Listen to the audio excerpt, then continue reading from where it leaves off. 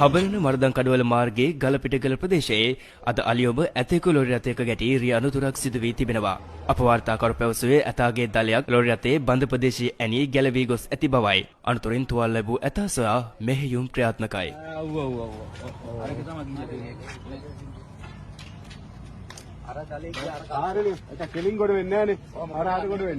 උදේ 6ට විතර මේ සද්දයක් ඇහුණා. මම බලද්දී මේ දල තිබ්බ පාරේ එක දලක් කැඩලා තිබුණා. ලොරිය ඉස්සරහ නවත්තලා තිබුණා. අර මස් කැල්ලකුත් එහාට විසි වෙලා තිබ්බා එහා පැත්තේ අපි නම් වැල්ලුවා දැන්. අලි කරදර හරියට මේ වෙලාවක් නැහැ හැබැයි.